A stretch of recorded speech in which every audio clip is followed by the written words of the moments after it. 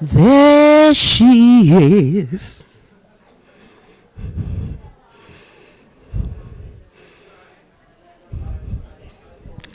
Miss MC.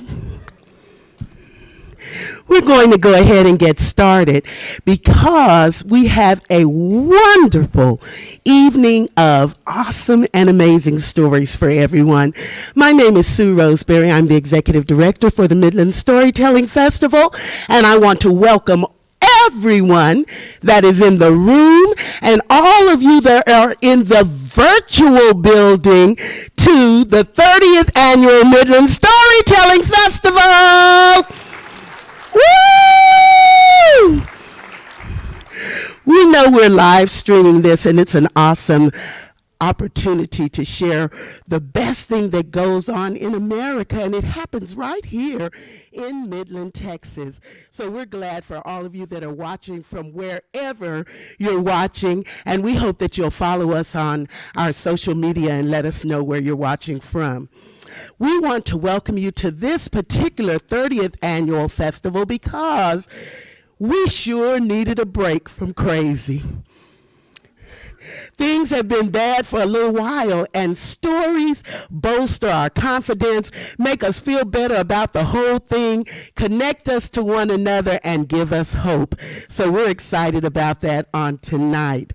I want to, as I begin, get all of the housekeeping out of the way. I want to introduce the board of directors for the Midland Storytelling Festival. One of them was up here with the platinum blonde hair a moment ago.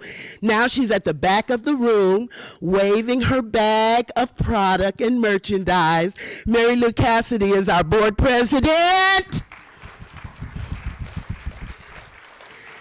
She's been with the festival for a long time, mostly enthusiastic, always Mary Lou.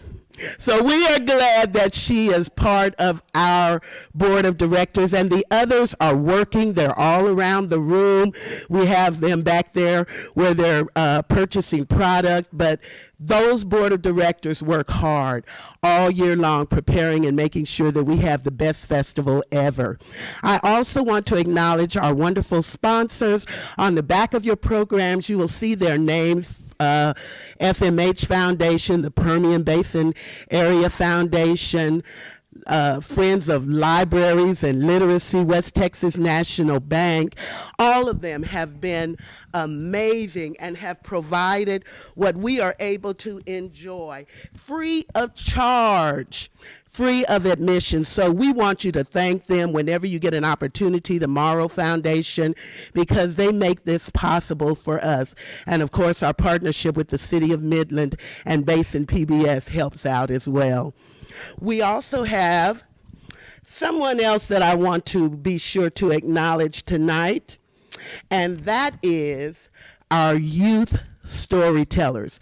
But I'm going to hold on for just a minute until we get closer to the intermission and bring them up to make sure that all of them are here so that you will get an opportunity to see the wonderful young tellers that told stories on this year.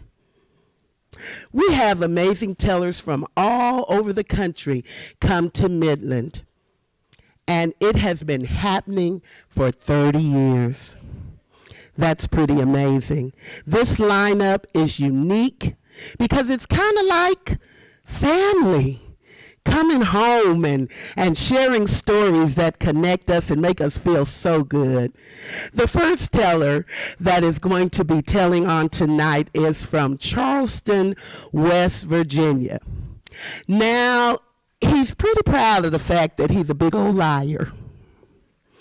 5-time Liars Contest winner in the area where he lives. And he told me on one occasion that all of his stories have a little bit of truth. But I'll let you be the judge of that. Ladies and gentlemen, would you welcome the incomparable Bill Lepp. You come on and I'll come back. Thank you.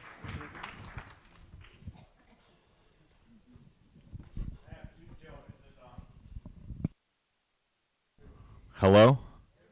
Okay. I have 2 children. They are 21 and 18, so I have been a parent collectively for 39 years. And I found out pretty early on that there are things that a father would teach a child that, if the mother knew, would kill her.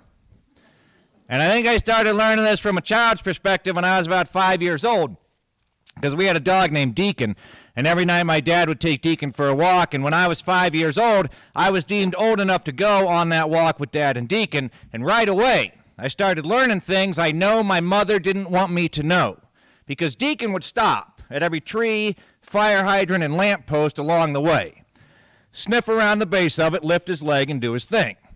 I said, Dad, what's that about? He said, well, that's the way Deacon marks his territory. He said he leaves his scent on those things, and then if another dog comes into this neighborhood, he smells that. He knows this land belongs to Deacon. He'll leave it alone. Well, I was 5 years old. Oh, and then he told me, wait, forgot that part, because it's been 2 years since I said this out loud. And then I said, what if that dog wants the land? And Dad said, well, then the next time he and Deacon get together, they either talk about it or they fight about it to see who gets the land. Well, I was only 5 years old. This joke makes a lot more sense with that part in it. I was only 5 years old. Now that I've built it up, it's not going to make any sense at all. I was only 5 years old. Didn't make much sense to me, but it did give me a whole new respect for what real estate agents did all day long. There you go. So anyway, right next door to us lived a little old lady. Her name was Mrs. Crankberry, and she was the single meanest woman I have ever met. She was the chairwoman down at the church for the committee for little old ladies who want to be angry about something. And she was that lady in town who had her hair done religiously twice a year. She'd have it put straight up into sort of a cone and then sealed with some sort of concrete all-weather sealant so that it wouldn't move for 6 months. But because she was so evil, because of the great yin-yang, she had the most beautiful yard that I had ever seen in my life. Her yard was a Four Seasons resort to a 5-year-old. It had a slope in the back that was perfect for sledding in the winter. Just on the other side of her yard was Cedar Creek, and right in the middle of her yard was a giant oak tree that used to just rain acorns all autumn long. But I could not step foot into that yard, even if one of those acorns were to drop out of that tree and roll into my yard. If Mrs. Crankberry saw me pick it up, she would come out her back door, lower that spike of hair, and chase me like a rabid rhinoceros. And this was back in the 1970s, when it was still perfectly legal to hurt your neighbor's children. So it was a very dangerous time for me, but I wanted that yard. I coveted that yard. And one day I was sitting out in my own backyard, just minding my own business. My mom looked out the kitchen window. Now, I'm the last of 5 children. And when you are the last of 5 children, you learn pretty quick that your parents really just don't care that much anymore. My parents were like, we tried everything with these 4, nothing worked, let him figure it on his own. Can't do any worse than we did. And so by that point, my mom was more like a jailhouse guard than a maternal character. She'd look out the window about every 8 minutes. Then I had 7 minutes and 55 seconds to do whatever I wanted to do. So she looked out the window. About that same time, Mrs. Crankberry came out of her house, got in her car, and drove away. And I suddenly had an idea. I got up out of my yard. I walked into Mrs. Crankberry's yard. I went straight up to that big oak tree. I got down on my hands and knees, and I sniffed all the way around the base of that tree. Now, I didn't know exactly what I was sniffing for, but I knew it was part of the process. Then I just stood up, dropped my pants, and made that tree mine. And it occurred to me that I had never once seen Mrs. Crankberry tinkle on that tree. So I didn't even know if it belonged to her. On top of that, I was only 5, but she was like 105. So I figured if it came to it, I could take her in a fight. So every couple of days, I'd sneak over there, make something else mine.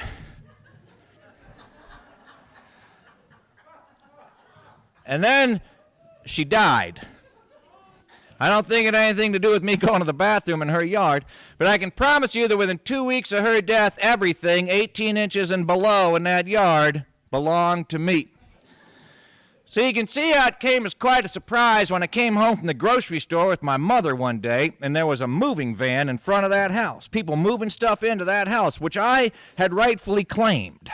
I went in the backyard. There was a little kid about my age putting toys out all over the place. Well, that was the last straw. I knew what I had to do.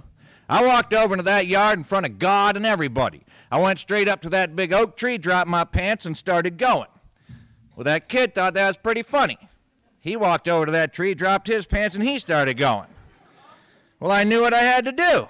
I reached over and I slugged him as hard as I could. Well, he slugged me back, and the next thing you know, you got 2 5-year-old boys with their pants around their ankles fighting to the death. Well, pretty soon our mother saw us. And you know how mothers are about stuff like that. They came over and broke us up, made us pull up our pants, apologize to each other, and introduce ourselves. Now, I felt like I knew that kid pretty well by that point. But it turns out his name was Skeeter Bart. And after that, Skeeter and I were best friends. But having Skeeter for your best friend is sort of like having a head cold for your best friend, because you never feel right, and he won't go away. And even at the tender age of 5, he was always coming up with these plans, these schemes, these ideas that even then were just barely legal. But he had such a convincing way about him that I always had to go along with what he said. First day we ever went to kindergarten, we hadn't been in school for more than 10 minutes. And Skeeter nudges me, says, "Hey, don't you think that we ought to make this classroom ours?" Next thing we knew, we were in the nurse's office because they hadn't invented the school psychologist by this point. We had to stand over the toilet and prove that we knew what to do. Well, it was taking a while because we were sort of tapped out. Skeeter went pale. I said, "What's the matter, buddy?" He said, "I was just thinking about it." He said, "My brother had a squirt gun. He squirted somebody with it, and they took it away from him." He said, "What do you suppose they're going to do to us?" But we managed to get through that intact. And if you jump ahead about 11 years, I was 16 years old. It was the night before the night before buck season. I was in my living room. It was 2 in the morning. I was watching a movie on television, waiting for it to get time to go out and sit in my tree stand, when I heard a knock on the back door. Well, I knew not to answer it, because I knew if anybody was knocking on my back door at 2 in the morning the day before buck season, it had to be Skeeter. And if Skeeter was knocking on my back door at 2 in the morning the day before buck season, he had come up with one of his plans, and I didn't want to go along with it. But there was no free will involved. I was sucked up off the couch and drawn to the front door. I opened the door, and there stood Skeeter with a diabolical grin on his face and a paper bag in his hand. And I got a sick feeling way down in my stomach. It's like, he didn't say nothing, but I invited him in anyway. It was like letting a vampire into my house. I gave him all the power. And he went and he sat down at the kitchen table, and he put that paper bag on the floor. And I went to brew up a pot of coffee, because I could tell it was going to be a long night. And I finally came over with the coffee, and I sat down, and Skeeter said, "I've been up all night sewing." Well, I wasn't used to my best buddy sewing. I didn't know what to make of that. But he reached down, and he opened up that paper bag, and he reached in, and he pulled out something long and brown and furry. And he sort of flipped it open and pulled it on his head. And by gosh, that kid could sew. What he had made was a perfect replica of an 8-point buck's head. Of course, on this side of the Mississippi, this is an 8-point buck, but back home, this is 8-point. He said, "Don't worry, I made one for you, too." So there we were, 2 young bucks drinking coffee at the kitchen table.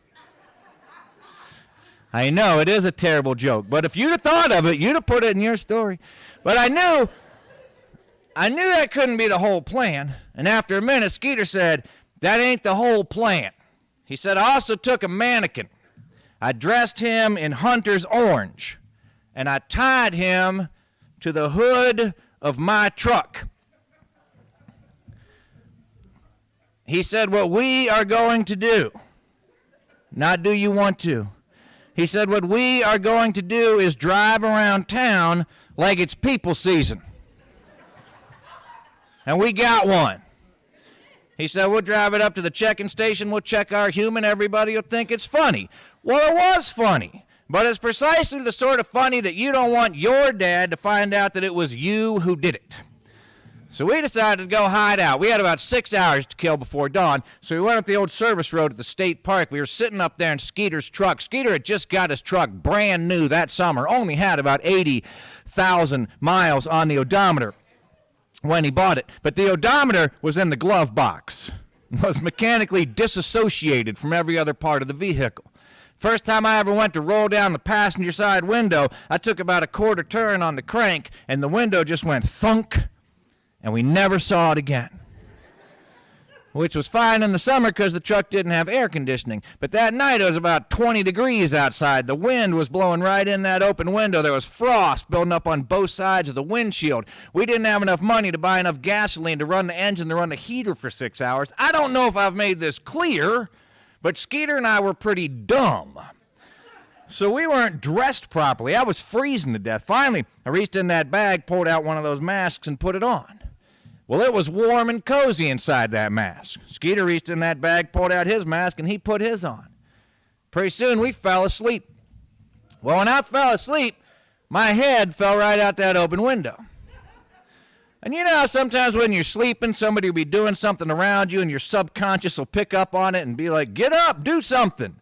But other times, maybe like a snake crawled into your bed, your subconscious will just sort of whisper, now, open your eyes. But don't move.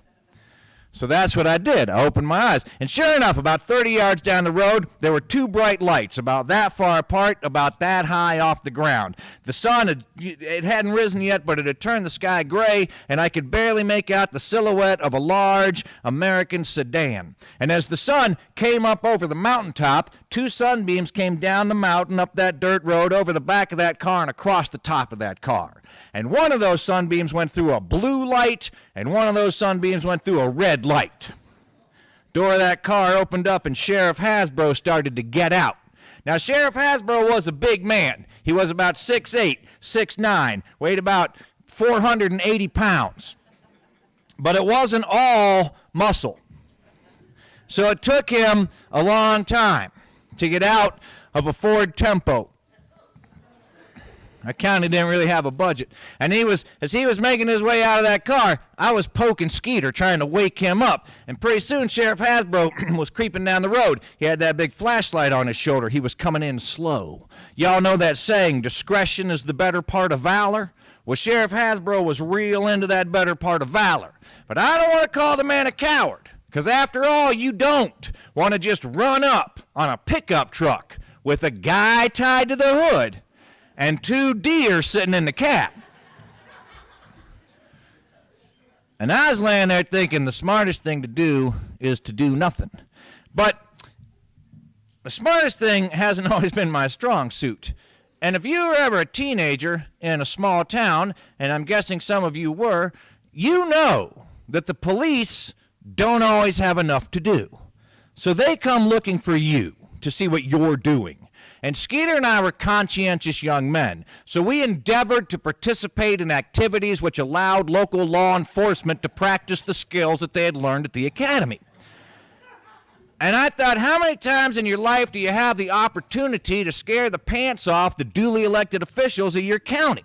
I thought, I'm just going to make a little deer noise. So I just sort of went, like that. Now, I'm not saying it was a good deer noise, but it was effective. Sheriff Hasbro, all 6'8", 480 pounds of him, he just left the ground. He jumped so high that Skeeter had time to start the truck, defrost the windshield, and drive underneath of him before he ever came back down. We just made our way around that sheriff's car and headed on into town. Now, we were 16 years old. We weren't lawyers. We hadn't been to law school. But we had watched a lot of Starsky and Hutch. And he had never said freeze. He hadn't read us our rights. He hadn't told us we were under arrest. How were we supposed to know we were in trouble? Who knew that it was illegal to impersonate a deer? We just headed on into town. Now, the road into $50 West Virginia is pretty straight. by West Virginia standards. But it is one of these up and down jobs. And after a little while, we could see that sheriff's car coming up over the hills behind us. Now, he still wasn't gaining on us. I wanted to find out what was going on, so I switched on the CB, turned it to the police channel, just in time to hear Sheriff Hasbro say, Tom was the deputy. He said, Tom, I don't care if you think I am crazy. There are 2 deer driving Skeeter Bart's pickup truck down the highway. And I believe they got Skeeter tied to the hood. And Tom said, well, good. Well, you can see where that might hurt our feelings. Turned off the CB, we headed on into town. Now, this was a long time ago. This was 1986. This was before the internet, before CNN. We didn't even get public radio back there in half dollar. So what people did for news and information in the morning was turn on their police scanners. So when we came around the corner into Main Street, there were people lined up and down both sides of the street drinking coffee with their curlers. And I thought H.G. Wells was landing spaceships on the courthouse lawn. I turned the CB back on to find out what was going on, just in time to hear Tom say, Sheriff Hasbro, I called the FBI. Just like you said. And the FBI called Animal Control.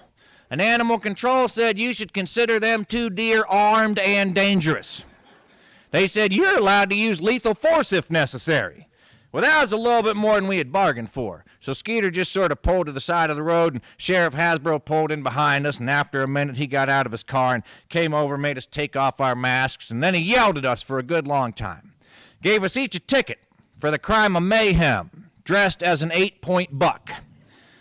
We each had to pay a little fine and do a little community service. But I think what we learned from all of this is they say that true forgiveness only comes after you've honestly repented of your sins, after you promise to never do the same thing again, and after you swear to never take any glory from the original action.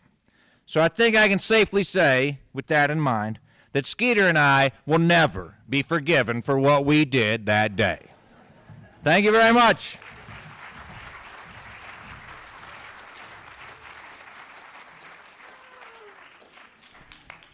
You just got to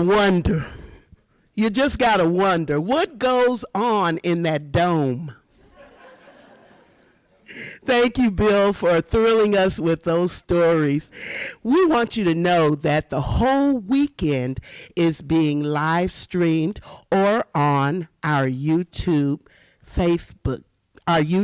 channel. So you can go to Midland Storytelling Festival and you can see the wonderful stories that you will hear tonight. You will be able to watch what was done for Basin PBS on last night. You'll even be able to hear content that has not been performed for any others other than the Meet the Stories Teller session or for the schools. So there is content out there that you will enjoy, and it will be available through the end of December. So go watch it.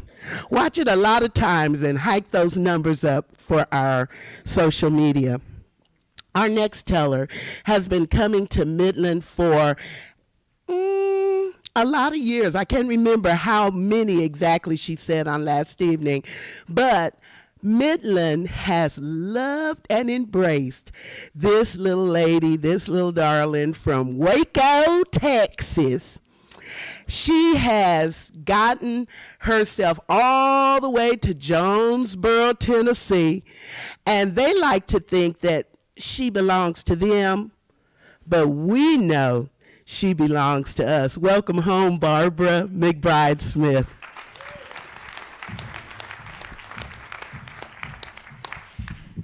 Well, Bill Lepp got up here and made this microphone his.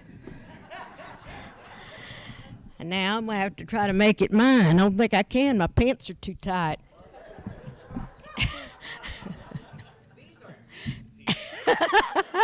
Well, you should have thought of that about 15 minutes ago. He said y'all are decent people. In the house where I grew up, we always had an old-fashioned Christmas tree.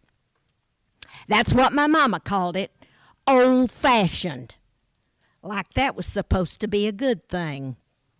Now, the first time I remember my mama ever using that term old-fashioned regarding our tree was in 1957. Now, remember, it was 1957 because that's the year I turned 13, and that's the year we got our first television set. And so early in December that year, we were watching our television set, all of us sitting around it, and the CBS Evening News came on. And there was an anchor for CBS named Douglas Edwards, and he was reporting from Washington, D.C. They were showing that night the lighting of the National Christmas tree in Washington, D.C. And when Douglas Edwards reported that anybody know? Eisenhower. When President Eisenhower flipped that switch to turn on those lights for the National Christmas tree, Douglas Edwards said that that tree was magnificent and old-fashioned. And that did it for my mama. She decided if it was good enough for Mamie Eisenhower, it was good enough for us. So from that point on, that's what she called our tree. Now, you see, in about the first week of December every year, my dad and a couple of my uncles would get in a pickup truck, and they would go out to my grandparents' farm. And they would chop down about a dozen red cedar trees. They would put them in the pickup truck, and then they would drive around and they would drop them off at the homes of all of the families in our larger family conglomerate. Now, if you were part of our family, it didn't matter. If you didn't want a red cedar tree, that was just too bad. You were going to get one. My grandpa, who had those things growing all over his farm, he just hated them. He called them trash trees. So he was glad to get rid of about a dozen of them every year because he needed the land for pasture. When my daddy got home with our red cedar tree, he would put it in a bucket of water and leave it out on the back porch for about 4 or 5 days. That's because about a gallon of sap would have to drain out of that tree. And about half of the needles would have to fall off of the tree. When he finally brought it in the house, he didn't take it out of the bucket because that thing was still draining sap and it was still dropping needles. He'd bring it in the house, still in the bucket of water, and my mama would wrap a big white sheet around the bucket. She was trying to disguise it like it was snow around the trunk. As far as I could remember in my entire life, there had never been snow in Waco, Texas. Not at Christmas or any other time of year. Well, the tree, let me explain. If you don't know what a red cedar tree is, the kind that grows around my part of the state of Texas, let me assure you they are not attractive trees. They are always lopsided. My mama called them wampy-jawed. There was nothing symmetrical about those trees, and the branches were always floppy, and there were always bagworms on the interior branches. And best of all, in the fall and winter, the green on those trees would turn to a rusty brown. Now, I really don't care what color palette you might embrace. Rusty brown does not exactly scream Christmas. So we'd have that ugly tree sitting up there in our living room right next to the picture window. We didn't have a lot of decorations for it. We had one strand of lights. That's because my mama was a tightwad. And she thought that one strand was plenty. It had those great big old multicolored bulbs on it. It was the kind that whenever one bulb burns out, then none of the rest of them will light up anymore. And so we spent a good deal of time trying to find the rogue bulb that was burned out. We would change that bulb. Well, the lifetime of one of those bulbs was probably about 30 minutes. So we spent half of Christmas trying to find the dead bulbs, and finally we just gave up and let dead bulbs hang. We didn't have many other decorations except the ones that my mama and I made. We would find things around the house that we could spray paint or put glitter on, things like empty toilet paper rolls and the lids off of mayonnaise jars and we were poor, but we were proud. Isn't that what Texans are supposed to say? And so we'd get newsprint because I had a brother-in-law who worked for the newspaper, and he would get the end rolls of the newsprint and bring it home. And so we would fold it and we'd make angels and fans and hang it on the tree. Now, we did have one box of store-bought ornaments. They had come from my great-grandma or maybe my great-aunt, I can't remember. They were not attractive either. They were probably 100 years old, and the glass was mostly cracked and chipped, and the paint was peeling off of them. I asked my mama one time, how come we had to hang those things on the tree? And she said, because they're heirlooms. So that was our old-fashioned Christmas tree. Well, the year I turned 16, I suddenly became very smart and very sophisticated and very savvy about things like home decor and haute couture.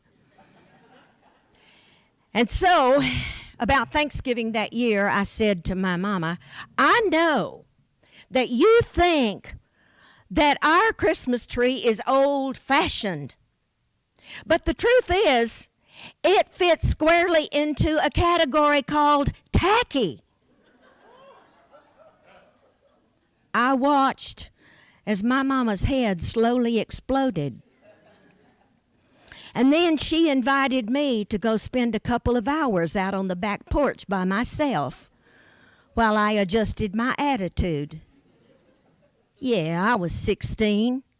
That wasn't my first rodeo. While I was sitting out there on the back porch, though, I got a good idea. See, I was working part-time as a stock clerk at a variety store. It was called TGY. Anybody remember that? Anybody? TG&Y, yeah, I remember. That was kind of the forerunner of Target and Walmart back before they existed. And so, as a stock clerk, I saw this new merchandise coming into the store, and I'd seen these gorgeous artificial Christmas trees that had begun to arrive. They were setting them up in the store, and I wanted one of them. I lusted after one of those trees.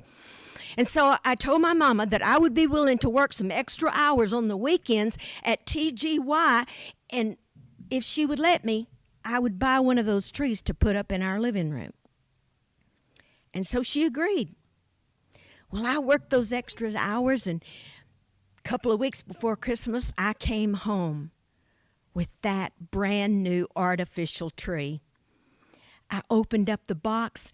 I put it up in the living room. It didn't need a bucket. It had its own stand. It was truly magnificent. It was made out of silver aluminum foil. It was symmetrical. It stood straight and tall, and it didn't even need lights. In fact, it would have been dangerous if we had put lights on it, because aluminum is a conductor of electricity, and we would have probably electrocuted ourselves or set fire to the house. But that didn't matter because it came with something called a color wheel. We had this disc, and it had these little cellophane pieces in it that were different colors, and it turned around and around. And you put this spotlight behind it, and you set it about 2 feet away from the tree, and you plugged in that spotlight and the wheel would turn, and the light would shine through it onto that aluminum tree, and the tree would go from green to red to blue to yellow. And then sometimes when it was in between the little cells of cellophane, it would turn lavender and chartreuse. It was beautiful. I love that tree. I was so proud of it. Well, the next year when I turned 17, my mom and I went up to the attic to get that tree out of the attic, and we opened up the box, and about 5 of the branches had broken off. We tried to poke them back into the trunk of the tree, but they wouldn't go in, so we had to duct tape them back on. So that beautiful tree didn't look quite as beautiful as it had the year before. It was a little wompy-jawed, in fact. Well, the next year, when I turned 18 and my mom and I went up to get that tree out of the attic, we opened up the box and we discovered that the entire top of the tree had just disconnected from the rest of the tree. It was like the command module on a rocket ship just ejecting from the rocket below it. And not only that, but the color wheel had stopped working anymore. My daddy tried to jerry-rig it, but he couldn't get it going again, so we just gave up. That was kind of a Charlie Brown Christmas tree by that time. Well, the next year, when I turned 19, I wasn't home to help my mama set up the Christmas tree and all the decorations that year because I was a freshman in college. I was hundreds of miles away from home. I decided I wouldn't even go home for Thanksgiving that year. You see, I was carrying 21 hours of credit hours, and I wasn't as smart as I thought I was. So I had papers to write, term papers. I had exams to study for. So I stayed on campus right through Thanksgiving, right up, past exams. And I didn't get home until December 22nd. I walked in the front door and my mama met me. And she said, before we go in the living room, I need to tell you something. And then she wrapped her arms around me. She gave me a great big hug, and I hugged her back, and we hung on to one another probably for about 5 minutes because it was the first time in our lives we'd been apart for 4 whole months. And then she said, the aluminum tree is a goner. She said when she went up to the attic to get it out of the box, she discovered that rats had eaten into the box. And they had completely taken that tree apart. In fact, she looked around and there were little foil-lined rat's nests in every nook and cranny of our attic. So she said, we had to go back to what we knew. And so we walked into the living room, and there, right in front of the picture window, was a red cedar, old-fashioned Christmas tree. I felt this surge deep in my gut. I thought it was nausea. It was nostalgia. We sat down, all of us in my family, and we had supper together. And then afterwards, we gathered around the black and white TV in the living room. And that night, it was Walter Cronkite, the CBS evening news anchor who was reporting from Washington, D.C. The lighting of the Christmas tree that year was later than usual, because our president, John F. Kennedy, had been assassinated just a month before. And so now our country was just coming out of mourning. And that night, when our new president, Lyndon Baines Johnson, flipped the switch for the national Christmas tree, he said that our hearts need not be heavy. He said that people in America should turn away from things that are shallow, things that are false. He said we should turn toward things that are true and real. And I looked around at my family, all gathered there, and I began to turn toward things that are real. I knew I was lucky because my entire family had gathered at our house that night to welcome me home from college. Or maybe they just came to eat my mama's good cooking. But I like to feel that I was that one sheep out of the 100 who wandered away from the flock. And that when the shepherd came and found me and brought me back, those who did not need to repent rejoiced because of my return. I also knew something else. That red cedar Christmas tree, I loved every rusty brown square inch of it. I realized that night that I and my family were just like that red cedar Christmas tree. We were tacky, imperfect, messy, old-fashioned, but we were true. There was nothing false about us. And that's the way it was on December 22nd, 1963.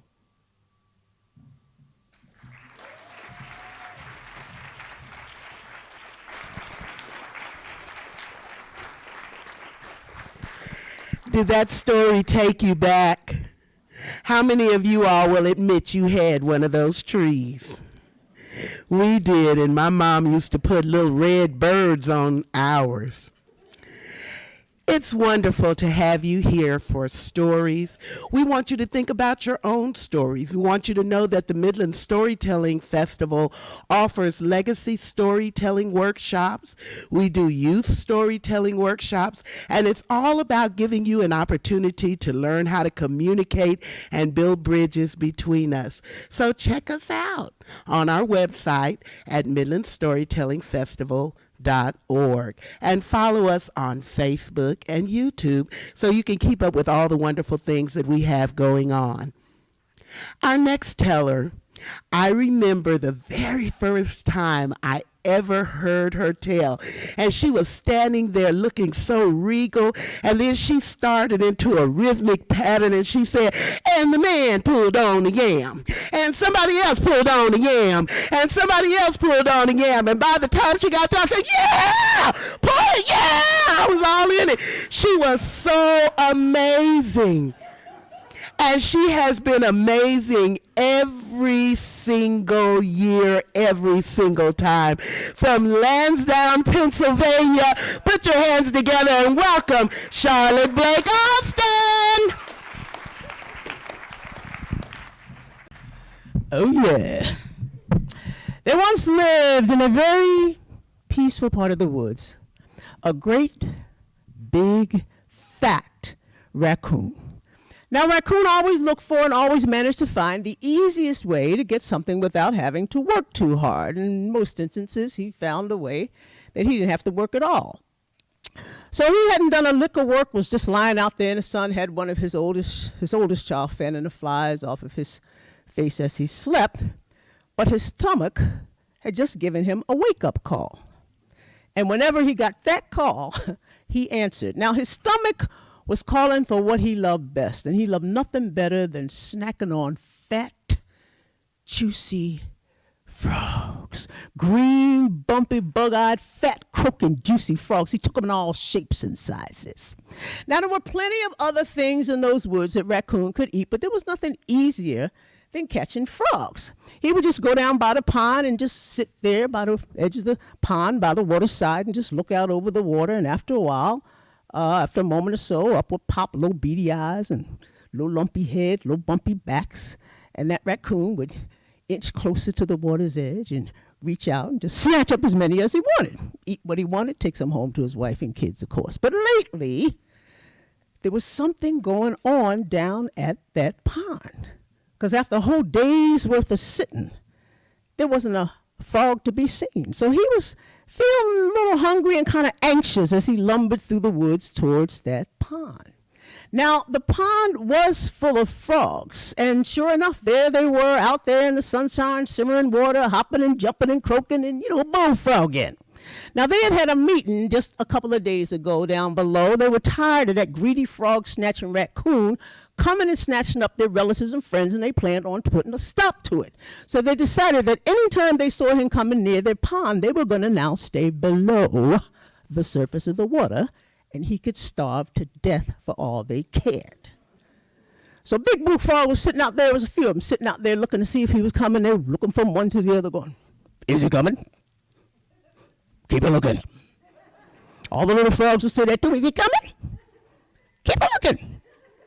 Now, the closer the raccoon got to the pond, the more splashing he could hear, and his hunger started to get the best of him. He started to walk a little faster, and then that brother started running, and after a while, another frog said, "Better get below."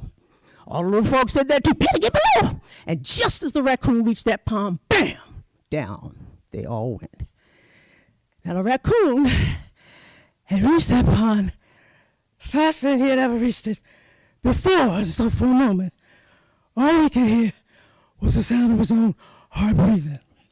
But he sat down and waited and waited and waited and waited. Not a bump nor an eye could be seen. He said, "Now, come on now. This is nature. This is the cycle of life. Some do the eating, some get eaten. This is the way it is. Now, maybe it's because it's so hot. Maybe they're down in the nice cool mud getting cooled off. What I'm going to do, I'm going to go back and wait till the sun starts to go down. It's a little cooler. I'm going to come back then and I'll be ready." So the raccoon went back through the woods towards his home to wait for the sun to go down. No sooner had he left than up popped the frogs, green, bumpy, bug-eyed, fat, croaking, juicy frogs, singing and dancing and bullfrogging right there on that bank. Well, the raccoon did go back to that pond after the sun began to set. He sat there and sat there and sat there. Not a frog could be seen. So he decided he was going to stay all through the night and wait into the morning and see if he could try his luck then. Plus, his wife told him not to come back home unless he brought some food with him. But all through the night, early into the morning, that pond water stayed still. Now, by this time, that raccoon was so hungry and so frustrated that he just put some crap. And off he went into the woods, filling it with his wails and his moans. Now, about the same time, Fox had just stepped out of his den to take his early morning stroll. Now, Fox was an easygoing fella, liked to take his time and reflect on things. Now, he never bothered anyone. He was always in control. Now, as usual, he was impeccably dressed, even had his dark glasses on. Now, Fox had not gone very far before he saw coming from the opposite direction and heard a loud wailing and a moaning. Fox flipped up his shades and caught sight of a pitiful but familiar form. Fox said, Hey, my brother, you are distorting my solitude with all that noise. Now get yourself and pull yourself together and tell me what is going down. Well, the raccoon tried to get himself under control. He said, you could kind of consider me a fisherman. You know what I'm saying? I mean, I don't fish for fish, but I fish for frogs. Nothing easy. I just go down to the pond and sit there, man. I just wait to come up. They pop up. I grab them, snatch them up. But lately, I've been going down to that pond, man. I've been sitting there waiting, and I ain't caught nothing. My wife is on my case, and I just don't know what to do. I just don't know what to do. Fox. I said, hey, here we go again with this food control thing. I've been trying to help you out. I keep laying this information down. You just ain't picking it up. And this is the same thing. You are thinking with your stomach instead of with your mind. Now, I'm going to help you out. I'm going to go back with you to the pond. And when you get down there, I want you to just play possum, okay? I want you to stretch out on your back like you was dead. And let me take care of the rest. Well, the raccoon did as the fox suggested. They both went back to that pond. When they got to the edge of the pond, the raccoon fell down flat like he was dead. He even coughed and sputtered to make it sound good. Fox called out, "Hey, frogs, I think you accomplished what you set out to do. You wanted to starve this brother to death. I think, by gosh, you did it. Now, the least you can do is come over here on the land and bury this brother, because after all, this is my walking path, and stepping over dead bodies just ain't my thing." Well, sure enough, up above the surface of that water popped one eye. Up popped another eye. It was a big bullfrog. He looked over in that bank and asked, "Is he really dead?" Fox said, "Hey, come on over here and see for yourself." Now, gotta pause for a moment. When I was young, adolescent, teenage years, you know, you get together with your friends, you think of stuff to do that you never think of to do by yourself, but when you get in a group, and there would be some elders sitting around looking at what we're going to do and try to save us from ourselves. We call them old heads. You know, these old heads trying to get in our business. They don't know what's going on. Well, there was a couple of old head frogs sitting down on lily pads watching what was going on. And a couple of them start saying, "Seen that. Didn't do that. That's how we got to be old. Just 'cause you see it, ain't got to do it. Don't say you never been told." Some of them young frogs said, "Man, we just want to make sure that this guy is going to leave us alone for good." They jumped over there, grabbed a stick, poked it at the raccoon. Raccoon didn't move. Poked him once again. Raccoon didn't move. He said, "Yep, he's dead." And man, those bullfrogs started bullfrogging right there on that bank. Just stepping to the left and they stepping to the right. Thought they was going to party into the night. They was partying and bullfrogging. The fox said, hey. Let's stop the partying and the bullfrog here. Let's get the shovels out and let's get this on. So the bullfrogs took at their little front claws. They started to dig out the sand under that raccoon. And they dug a little hole with the raccoon there in the middle of it. Bullfrog looked up at the fox and asked, "Is it deep enough?" Fox said, "Well, can you jump out?" Bullfrogs took a leap, ended up all the way back in the pond, said, "Nope, not yet." Once again, them old head frogs, "Seen that. Didn't do that. That's how we got to be old. Just 'cause you see it, ain't got to do it. Don't say you never been told." I said, "Man, what these old heads talking about? We want to make sure we getting rid of this thing once and for all." They started to dig out the sand. And when they had dug a deeper hole, they looked up at that fox and asked, "Is it deep enough?" Fox said, "Well, can you jump out?" They took a leap, didn't land as far as the pond, but, you know, it wasn't deep enough. That frog said, "Nope, not yet."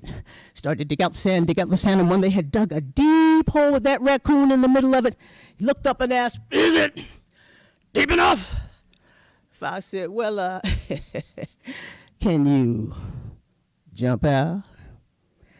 Bullfrog took a leap, didn't come anywhere near the top. Those frogs started leaping, hopping, and jumping. No matter what they did, they could not jump out of that hole. Fox leaned over, looked at that raccoon, and said, "It's all yours, my brother." Raccoon opened up his eyes, looked around, and nothing was around him but fat, juicy frogs, green, bumpy, bug-eyed, fat, croaking, juicy frogs. He had all he wanted for his dinner. Now that is ordinarily how that story ends, that folktale, which, by the way, has its origins in the Brazos Bottoms of Texas. I like to think that those old head frogs did what the old heads did in our neighborhood, saving us from ourselves. I like to think that they jumped down to the bottom of that pond. They swam over perpendicular to that hole, and they started to dig out the mud and dig out the mud and dig out the mud and tunnel until they had tunneled into that hole, let that water in, and the remaining frogs were able to swim away. And years later, Those frogs that had gotten away from that raccoon would be sitting on their lily pads, looking at them younger frogs with the sap rising up in them, saying, seen that, did that, almost didn't get to be old.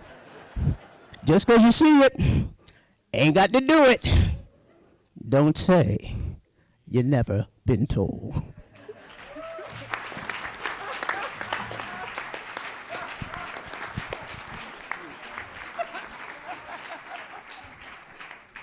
Woo! Now, I have seen Charlotte tell a lot of stories, but y'all, I ain't never seen her lay it down so cool. Just like my uncle. Y'all, this is an amazing night filled with wonderful stories. Are you having a good time? Yeah. Well, there's a lot of things that you can do to help us and to support the Midland Storytelling Festival. You already know that your coming is the biggest support. We love that. We need you to be ambassadors for our festival.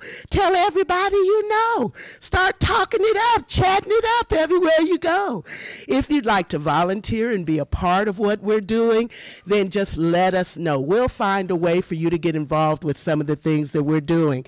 We have youth storytelling festival events. We also have things for scintillating seniors. So we want you to be a part of it. We also would love, love, love for you to write and tell us either via email or even snail mail how you're enjoying the things that we're doing so that we can share that information with our sponsors and let them know how you are being helped or encouraged or just inspired by what goes on with storytelling. So we want you to stay in touch with us. Our next teller is Intergalactic. He has a way of communicating with other beings from other places, with mooses, with moose faces. He is from San Francisco, California, but he's been coming to our festival for a number of years, and we're mighty glad about it. Would you join me in welcoming Willie Claflin?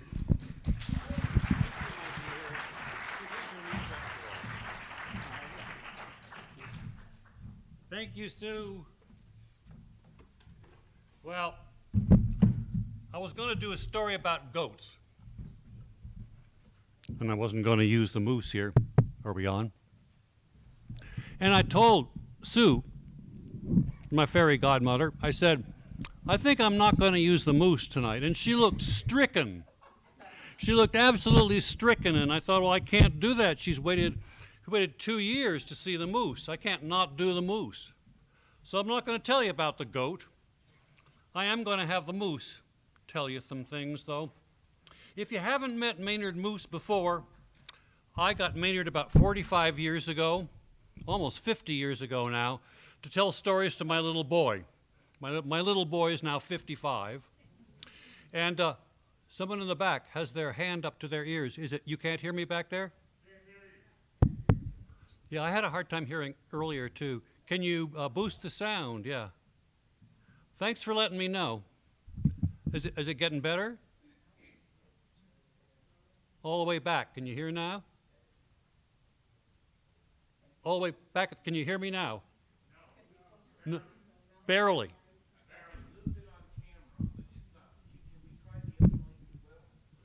We could try the other mic. I noticed that it was kind of faint earlier. Has anyone in back had a hard time hearing up until now? Yes. Yeah, people really have. Yeah. Yeah. Let's try that. Yeah.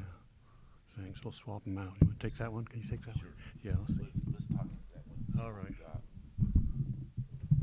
We will.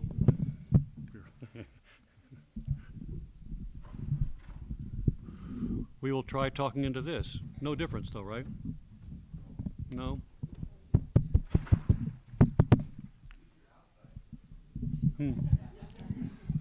No, I first noticed this with Barbara. That was kind of, but then I thought that was just because we were sitting over here. Okay, so we're going to test. We're going to test this to make sure people in back can hear. So back at the table, because you're the farthest away, have you noticed any difference yet? No difference. Okay, folks still can't hear then. Okay.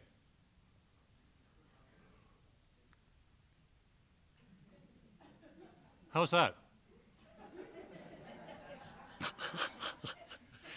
It's always the technology. You know, I realized that at first when we had microphones in big tents and we could be heard from very far away, I thought, this is fantastic because this means we can communicate. It brings us all in together. But what happens, of course, if you look around the room is because of the microphone, when it's working, people tend to do what we used to call in New England church seating. You want to sit as far away from the minister as possible in case you might have done something you don't want him to think about, and you also want to sit as far from each other as possible, which we've gotten used to doing during COVID anyway.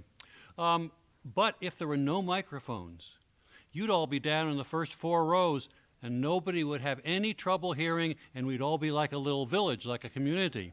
So oddly enough, the technology that's supposed to bring us together pushes us apart, kind of like the expanding universe. With no need for a mic, you'd all be able to hear me easily. I don't hear any difference now in how it's coming through, but I do have, in the back row, can you hear me easily now? All right, we are good to go. Besides, I can bellow. Yes, you can, dear. I got Maynard Moose 45 years ago to tell stories to my little boy. He was given to me as a present by a neighbor, and I told stories to my little boy every night because my daddy told me stories every night when I was a little boy, and I thought that was just what daddies did, what grown-ups did. And then Maynard, after many, many years, well, he just sort of developed a life of his own, and when I began doing storytelling festivals, because nobody can remember my name, Willie Claflin, it's too hard to say anyway, it has too many L's, and it really shouldn't have an F in there, I became known as the guy with a moose. So hi, I'm the guy with a moose, and if Maynard could appear without me, he would. But he can't appear without his speaking mouth person. So Maynard, do you have a tale for us? Yes. I would like to tell you a story with a moral.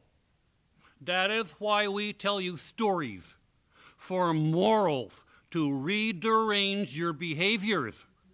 Because a story with no moral is just mindless entertainment. Might as well sit home and play video games. So, this story is called So What and Drop Dead. Once upon a time, there were 2 cute, lovely, sweet girls named Snow White and Rose Red. And they lived with their mommy in a little cottage, and they were so good. They always say please and thank you and excuse me, and they bring their mommy chamomile tea, and they always hold the door open for their elders, and they wipe their foots before they enter the hovel. Well, every morning they were so good, the yellow bird of cheerfulness would come to their window. Snow White, Rose Red, time to get up out of bed. And they would say, thank you, yellow bird of cheerfulness, and please tell all the furry forest ammunals to have a nice day. They were so good, they smile so much, it make their faces hurt. And they were so good, it gave them bad headaches. They suffer from too much goodness. Well, one morning they were out in the forest saying hello to all the little furry ammunals, when what should they spy but a little nastified, pointified, dwarfy, bearded man. He got his beard snaggled up in a bramble bush, and he was extremely angrified, kicking the bush. Stupid bush, I hate you! Well, the girls have never seen an angrified little dwarfy person before, and they begin to giggle. But this angrify the dwarfy person 3 times more than before. What are you laughing at, you obnoxious, despicable, moron, dog breath, worm brain girls? Help! Well, they begin to giggle even more because they have never heard rude language before. This angrify the dwarfy person 4 times more than the last time that he was angrified 4 times more than he was before, and exponential angrification overcome the dwarfy brain. Help, help, help, save me! Well, he didn't know what to do. Only thing they could think of was to cut off the end of his beard. Snick! But was he grateful? No. Look what you done, you obnoxious, despicable, dog-breath, worm-brain girls, you wreck my beard! You do that again, I'm going to put a spell on you. Well, they go home to their mummy. Hi, Mummy. Mummy, what does obnoxious, despicable, moron, dog-breath, worm-brain mean? Girls, say to Mommy, I don't know where you heard language like that before, but I forbid you to speak that way in this house. Okay, say Snow White. Okay, say Rose Red. They go to bed that night. Snow White say, hey, Rose Red, you still awake? Yes, I am. Let's go find a little dwarfy man tomorrow and learn more bad language. So off they go into the forest in search of bad words and bad language. And they have not gone far before guess who they spy? The little nastified, pointified, dwarfy, bearded man. This time, he got his beard snaggled up in a fishing line, and a great big fish gonna pull him into the forest pond and drownify him. Help, help, obnoxious, despicable, moron, dog-breath, worm-brain girls, help! Well, I don't know what to do. Only thing they can do is the same thing they done before. To set him free, they have to cut off the end of his beard. But is he grateful? No. I warned you, Snow White and Rose Red. I warned you, you wreck my beard. I am going to put a spell on you. I change your names from Snow White and Rose Red into So What and Drop Dead. And furthermore, that is all you will ever be able to say again. Well, they don't know what's going to happen now. They go home to their mummy. Hello, girls, say the mummy. So nice to see your shining faces. I have your favorite dinner, rainbow trout and wild blumberry muffins. So what? Said So What. Yeah, drop dead, said Drop Dead. Girls, say the mommy. Girls, I forbid you to speak that way in my house. So what? Said So What. Yeah, drop dead, said Drop Dead. Well, the dwarfy spell spread to the brain of the mommy. Oh, shut up, say the mommy. Well, things were not very cheerful in the house no more. Little furry forest aminals, when they come to the side lawn from the little cottage, all they can hear is, so what, drop dead, shut up. And the yellow bird of cheerfulness fly away, weeping tears of sorrow. Well, one day they were once again out in the woods. See the little dwarfy man, but this time he runned away. Well, they go back home, and it began to snow because winter has come, and the mommy say, quick, quick, close the door. Now, girls, whatever you do, if someone knocks on the door, let them in, because it's going to be a cold and snowy wintry night, and some poor stranger might freeze to death out there. So what? Said So What. Yeah, drop dead, said Drop. Oh, shut up, said the mommy. Well, they were sitting around the fireplace and stultifying each other when suddenly there was a knock upon the door. Boom, boom. Girl, said the mommy, answer the door. Someone's out there and might freeze to death. So what? Said So What. Yeah, drop dead, said Drop Dead. Oh, shut up, said the mommy. And the mommy go to the doorway, and there, in the doorway, there, in the doorway, was a ginormous grizzly bear. Help, help, said the gruffly bear. Please, please, please let me come in, good woman, and let me warm my paws by your fire. Certainly, say the mummy. Mr. Bear, you come right in and warm your paws until you are toastly warm. Thank you, good woman, say the bear. Oh, that feels so good. You know, out there, I was so cold, I probably would have froze to death. So what? Said So What. Yeah, drop dead, said Drop Dead. And do you know what happened? The bear dropped dead. Boom. Great, swell, thanks a lot, said the mommy. Look what happened now, your bad language. We got a dead bear in our living room.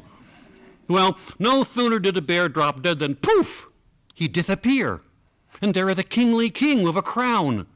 Thank you, rude girls, said the king. You see, the dwarfy man put a spell on me. He turned me into a bear, and I could not turn back into a king until I finished my quest and found the 2 rudest girls in the universe. And you have broken the spell, and now I can marry your mommy and make her the queen. Oh boy, say the mommy, I always wanted to be queen. Now I can live happily forever after. So what? Said so what? Yeah, drop dead, said well, they are the king and queen. They don't got to put up with that stuff. They issue a royal proclamation.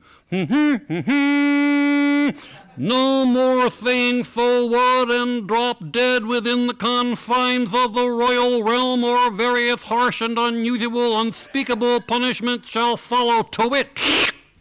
Well, poor Snow White and Rose Red, what are they supposed to do? The dwarfy spell remains upon their brains. Well, finally, springtime come, weather get warm, girls are out in the forest, and all of a sudden, what should they spy? The little nastified, pointified, dwarfy, bearded man would be the correct response at this part of the narrative arc. This time, a great big crow has grabbed him, gonna carry him off into the sky. Help, help, help, please, please, obnoxious, despicable, moron, dog-breath girls, help, I'm gonna die. So what? Said so what? You drop dead, said drop dead. No, said a dwarfy man, I take back the spell. You can have your real names back, and any reward you would like. Oh, good, said Snow White. I am going to be Snow White, and I'm going to live in a tall, tall tower and be a princess with wigs and gowns and jewels and bonbons and chandeliers. Not me, said Drop Dead. I like this name. I'm going to marry you, you despicable dwarfy person. I'm going to marry you and learn more bad language. And so they were married the very next day in a despicable and repulsive dwarfy ceremony. Do you, Drop Dead, take this obnoxious, despicable, moron, dog-breath, dwarfy person to be your significant other for worther and worther and worther and worther until you both drop dead? I do, say Drop Dead, and they lived happily for never afterwards. But I must explain one thing. The yellow bird of cheerfulness did not come to their window. No, the buzzard of bad language came to their window and teach them a new bad word every day. And the moral of the story is, pay attention, this is why we tell you stories. The moral is, the moral of this story is that some stories don't got no morals at all. Thank you. Thanks, everybody. Thank you.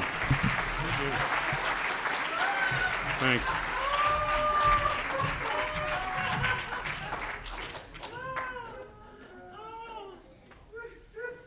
Well, kids, we do not want you repeating that. Before we go to our intermission, I want to introduce some of those wonderful youth tellers that were part of the youth storytelling workshops on this year.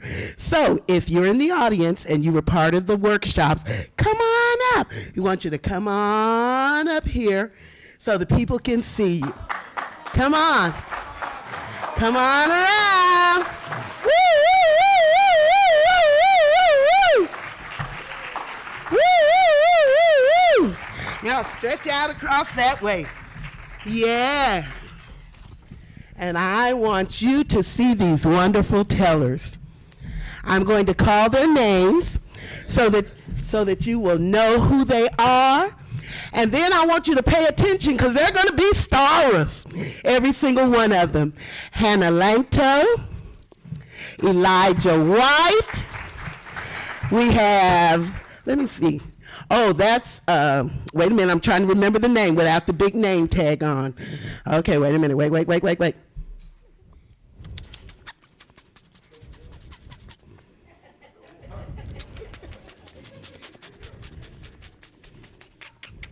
Barker Andrews.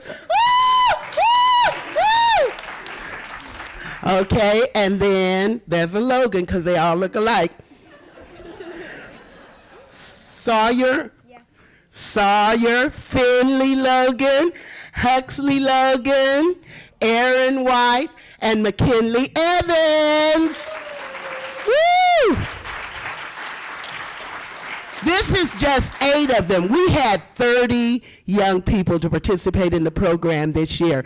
If you would like to be part of the youth storytelling workshops and have all, did y'all have fun? Yes. I paid them to say that. But if you'd like to be a part of that, it will happen in October of 2022. If you have children or grandchildren that would like to participate, get in touch with us so that they can be a part of it. All the workshops are free, and it's a great opportunity for them to learn wonderful things. Huxley was the winner of our category. She's only 6 years old. And then McKinley was a winner in her category, and also Hannah, a winner in her category. Gianna's not here because she's ill. And young people, we have some prize incentives for you over there on that table.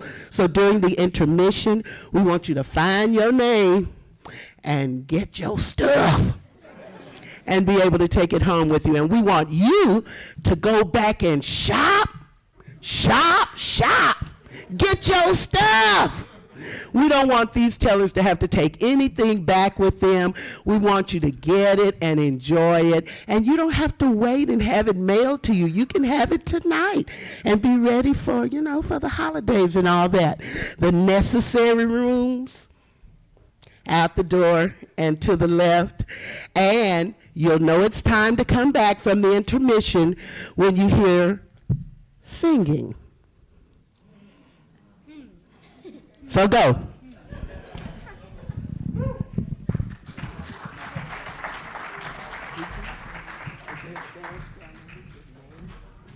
That was a funny story. Miss Alicia is going to make sure that you get it.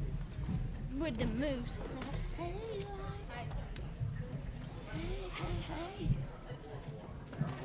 Set up a mic. I wonder, you're gonna use, you're using one down there, right? You're gonna introduce Yes. from down there? Uh-huh. So I'll use this one.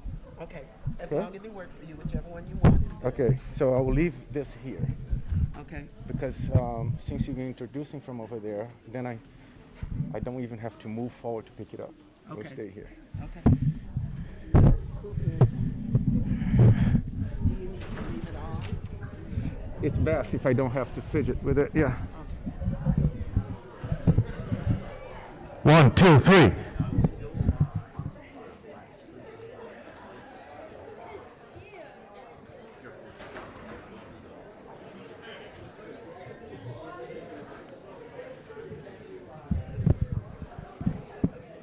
Should I turn the mic off? Okay.